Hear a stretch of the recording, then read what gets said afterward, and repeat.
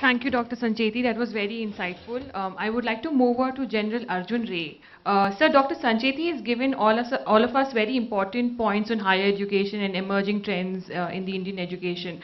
As the CEO of a well-known international school in India, what are your views on providing an inclusive environment for students? Are international curriculums emphasizing too much on the liberal arts and shifting the focus from stronger analytical forms of study such as mathematics or sciences? We'd like to hear your thoughts, sir, about this.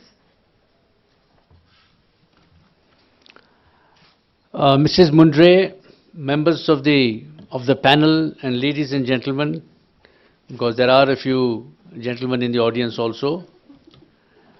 I think it's a great opportunity for us to share our views on this very emotive subject about education in our country.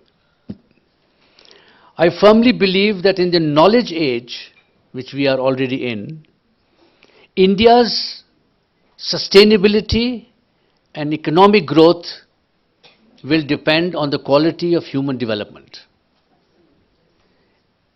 And the bottom line, as far as human development is concerned, is education. And within this parameter of education, I firmly believe that school education, that is primary and secondary education, will be more important than higher education. Because primary and secondary education provide the scaffolding, the foundation for higher education to flourish. One of the reasons higher education in India is under severe criticism is not because they are not good. It is because of the weakness, the pathetic weakness of the school education system in our country. A lot has been written about the Indian school system. I'll not go into detail, but I'll just select three particular aspects of our education system. It has plus points also, which are pulling us down. And the first thing I feel is the purpose of education. And here I would differ with Dr. Sancheti. I would differ with the Honorable Minister. If we look at our education system in the country, the Nehruvian model was that we needed a large pool of technical manpower to move these heavy industries, and that's how the IITs and IIMs came in over there. And that is why till today, despite the 21st century having arrived, parents and teachers in the world today in India, they want doctors and engineers, their children to be doctors and engineers. The Chinese believed in the same thing. The surprising part is that the Chinese school education system is now embraced the American education system of creativity and liberalism. And the American system is now trying to copy the Chinese system, which is nothing but the Indian system. The purpose of education in the 21st century cannot be to get jobs. It cannot be to secure high marks. I firmly believe that the purpose of education is to prepare children for life, the examination for life. They must have competencies, emotional competencies, spiritual competencies, aesthetic competencies to succeed. Marks by themselves are meaningless, absolutely meaningless. They have no value. And therefore we see a total absence of whole education. And I'll come to this a little later. And the second is rote memorization, to crack the examinations. We have a bizarre situation today that in the Delhi University, the cutoff for undergrad is 100%. And a student from Kerala last week, 3 days back, was refused admission in Delhi University despite the fact that he had 100% marks. But let me tell you, this bizarre situation continues. I brought this newspaper. This is today's Times of India morning newspaper. About 4 or 5 days back, 73 students from IIT Roorkee were expelled because of underperformance. But they all passed that examination. And today the headline says, this year IITs will admit students with 6% marks. From 100% in Delhi University our premier institution like the IIT, today's headline saying that the qualifying marks for students who are disadvantaged is 31 marks are acceptable out of 504. Now, can we make sense of it?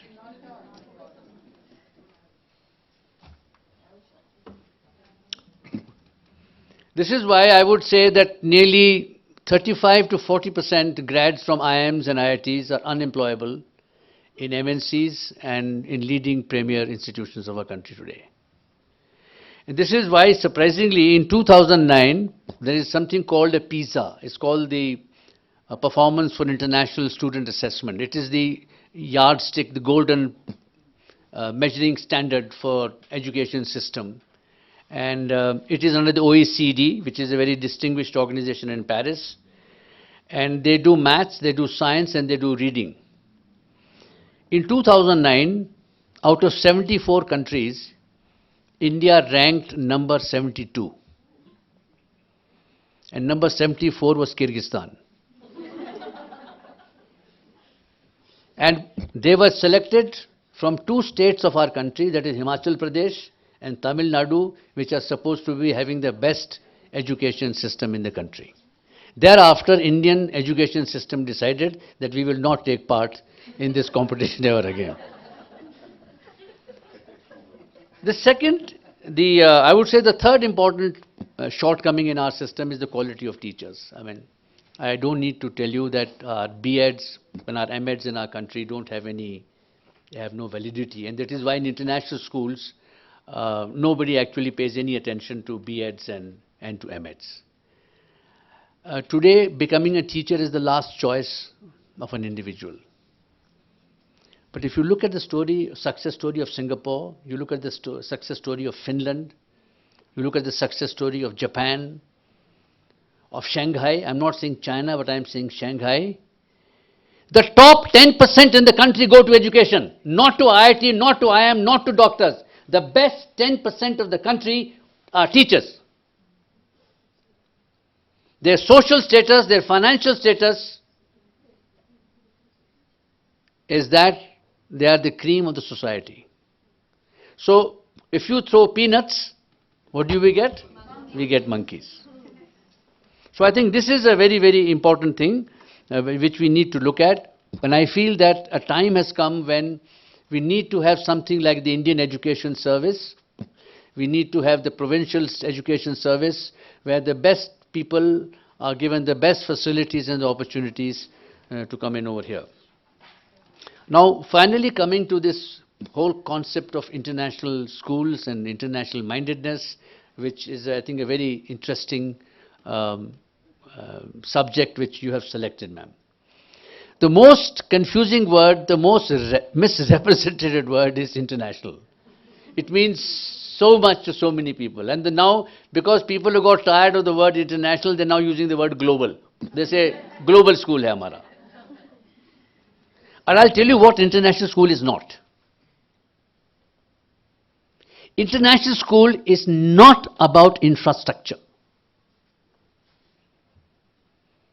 If it was infrastructure, then Stanford and Harvard and many of the top universities of the world today would not be able to compete with some of the infrastructure we got in the country today. Infrastructure and facilities do not make you international mindedness. And the second thing, people believe that if you have diversity in staff, you got expats with you, you got people from different countries over there, you can have them over there and you can still not be international. And I'll throw a challenge. You can have an international syllabus like the International Baccalaureate, like the Cambridge, like the Edexcel, and still not be international. Because there's a difference between syllabus and curriculum. Syllabus is just information. What to do, how to make sense of that syllabus, how to apply that syllabus in real life situation is curriculum. What to do is syllabus and how to do is curriculum. And most international schools in India today, and there are about over 100 of them, focus more on syllabus and less on curriculum. So what do? can we use the international school model in its correct sense and see whether it can help us in improving the school education system and thereby in the process the higher education system. I think the first thing is preparation, is the purpose of education. It is surprising that 3,000 years back, the sages in the Upanishad, what they said about the purpose of education, what great philosophers and educationists, right from Einstein to Bertrand Russell to John Dewey to anybody, to J. Krishnamurti, to Mahatma Gandhi, anybody, what they said about the purpose of education is relevant today and will be relevant 3,000 years from today. And the purpose of education is not to get a job, although getting job is important. The purpose of education is to prepare a child for life. And therefore, education, school education, and college it is too late. There's very little you can do about it. You're inheriting something. Would include giving them what I would call survival competencies for the 21st century. And I say survival competencies because it includes things like critical thinking, which we are not very good in. About problem solving, especially when we are working in ambiguous situations, uncertain situations. Competencies to deal with big picture thinking. Ladies and gentlemen, 21st century is what I would call, if you can remember this acronym, VUCA. V-U-C-A, VUCA. It is volatile. Life today is volatile. It is uncertain. It is complex. It is messy. It is ambiguous. Getting 100 out of 100 in maths will not enable you to get through VUCA. You need competencies, emotional competencies. You need aesthetic competencies. And therefore, this is part of school education. So when you teach chemistry, you teach mathematics, you teach physics, you also got to teach them these competencies along with that. And lifelong learning, of course, is something very, very important. And this brings me to this whole aspect about the purpose. The purpose of education is preparation for life, and you can only prepare the child if you unlock the potential in the child. And this is the transformation that has to take place. Ladies and gentlemen, the best out of us use only 8% of our human potential.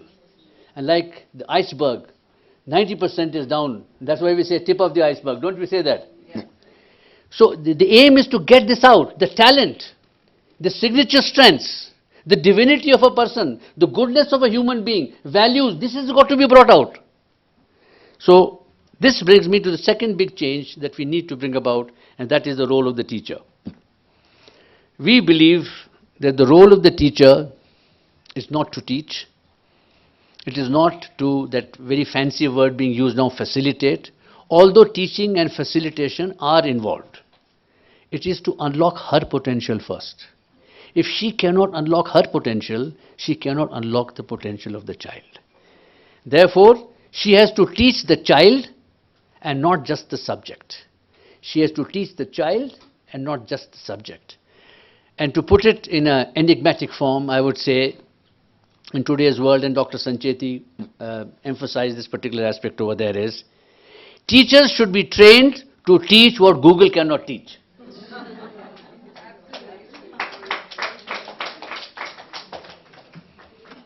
70% or 80% of what is there in the classroom is available on Google and in a better format. Teacher has got to teach what Google cannot teach. And the day she can do that, and that should be the focus of her training, she will be able to be the teacher we're looking at. And thirdly, of course, as Abba very rightly brought out right in the beginning, and so did Rati over there, is that schools must be inclusive.